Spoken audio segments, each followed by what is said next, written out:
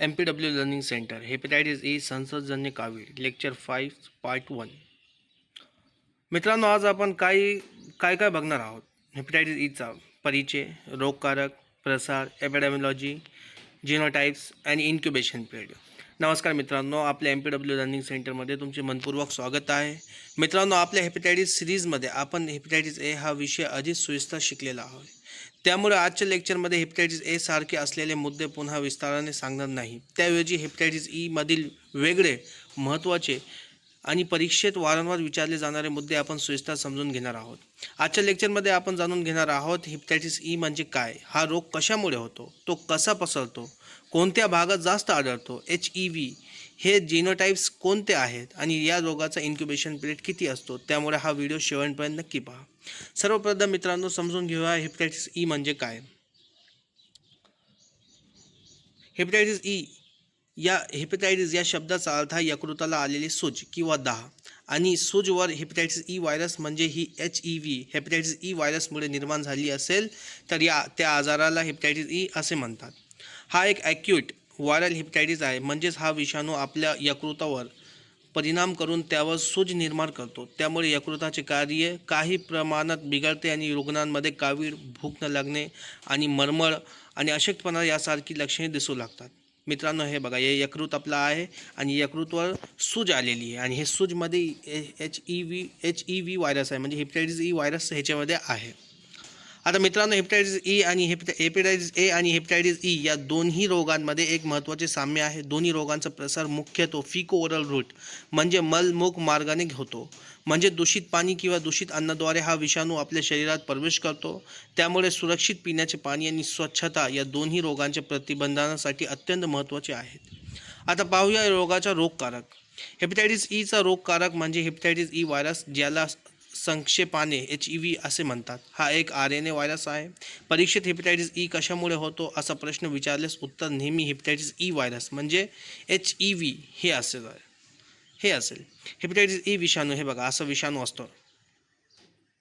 म्हणजे कसं आहे, TCS काय करतो, इमेज बेस्ड क्वेश्चन विचारतो. जर हे असं विषाणू दिलेला आहे आणि त्यांनी जर क्वेश्चन विचारतो का हे व्हायरस कोणता आहे, तर लगेच आपल्याला लक्षात यायला पाहिजे की हेपेटायटिस ई व्हायरस आहे. आता WHOने दिलेली काही महत्त्वाची माहिती पाहूया. जागतिक आरोग्य संघटनेच्या माहितीनुसार दरवर्षी जगभरात सुमारे 2 कोटी लोकांना हेपेटायटिस ईचा संसर्ग होतो. त्यामुळे सुमारे 33 लाख लोकांमध्ये आजाराची लक्षणे दिसून येतात. 2023 या आजारामुळे सुमारे 4,431 मृत्यू नोंदवले गेले. यावरून आपल्याला समजते की हेपेटायटिस ई हा सार्वजनिक आरोग्याच्या दृष्टीने महत्त्वाचा आजार आहे. आता एक प्रश्न पडतो की हा रोग कोणत्या भागात जास्त आढळतो. हा रोग जगभरात आढळत असेल तरी पूर्व आशिया, दक्षिण आशिया आणि उपसहारा आफ्रिका या भागांमध्ये त्याचे प्रमाण जास्त आहे. विशेषतः ते ज्या ठिकाणी सुरक्षित पिण्याचे पाणी उपलब्ध नसते, स्वच्छतेचा अभाव असतो किंवा मलनिस्सारणाची योग्य व्यवस्था नसते, त्या ठिकाणी हेपेटायटिस ईचे उद्रेक मोठ्या प्रमाणावर दिसून येतात. युद्धग्रस्त भाग, पूरग्रस्त क्षेत्र, निर्वसित छावण्या आणि विस्थापित लोकांच्या शिबिरांमध्ये या रोगाच्या साथी वारंवार आढळतात. या मार्गाचे मुख्य कारण म्हणजे दूषित पाणी आणि अपुरी स्वच्छता. आता पाहूया संसर्गाचा स्रोत आणि प्रसार. म्हणजे कॉमन म्हणजे कसं, ते प्रसार म्हणजे कसा होतो. संक्रमित व्यक्तीच्या विष्ठेमधून HIV बाहेर पडतो. जर ही विष्ठा पिण्याच्या पाण्यात मिसळली तर ते पाणी दूषित होतो. हे दूषित पाणी दुसऱ्या व्यक्तीने प्यायल्यास तो व्यक्ती संक्रमित होतो. म्हणून हेपेटायटिस ईचा मुख्य प्रसार फिको ओरल रूटने होतो. याशिवाय काही देशांमध्ये जीनोटाइप्स 3 आणि जीनोटाइप्स 4 मुळे अर्धवट शिजवलेले किंवा नीट न शिजवलेले डुकराचे मांस खाल्ल्याने देखील संसर्ग होऊ शकतो. हा मुद्दा परीक्षेच्या दृष्टीने लक्षात ठेवणे महत्त्वाचे आहे. आता HIV म्हणजे हेपेटायटिस ई व्हायरसचे जीनोटाइप समजून घ्या. HEVचे एकूण 4 प्रमुख जीनोटाइप्स आहे. जीनोटाइप्स 1, जीनोटाइप्स 2, जीनोटाइप्स 3 आणि जीनोटाइप 4. जीनोटाइप 1 मुख्य मानवामध्ये आढळतो आणि दूषित पाण्यामुळे पसरतो. जे तिचा जीनोटाइप्स 1 आहे, HEVचा जीनोटाइप मुख्यतः दूषित पाण्यामुळे पसरतो. दुसरा मानवामध्ये आढळतो ते, आणि दुसरा जीनोटाइप हाही मुख्यतः मानवामध्ये आढळतो आणि त्याचाही प्रसार दूषित पाण्यामुळे होतो. म्हणजे जीनोटाइप 1 आणि जीनोटाइप 2 हे मुख्यतः मानवामध्ये आढळतात आणि दूषित पाण्यामुळे ते पसरतात. आता जीनोटाइप 3 प्राण्यांमध्ये विशेष डुकरांमध्ये आढळतो आणि क्वचित प्रसंगी मानवामध्ये संसर्ग करतो. हे ॲनिमल बेस्ड आहे. ॲनिमलवरून समजा ते माणसाकडे येतो. आणि जिनोटाईप 4 हाही प्राण्यांशी संबंधित असून काही आशिया देशांमध्ये आढळतो. आता हे लक्षात ठेवण्यासाठी एक सोपी ट्रिक आहे.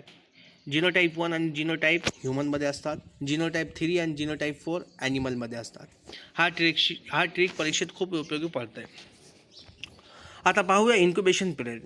HEV शरीरात प्रवेश केल्यानंतर लगेच लक्षणे दिसत नाही. विषाणूला शरीरात वाढण्यासाठी काही काळ लागतो. या कालावधीला इन्क्युबेशन पिरियड म्हणतात.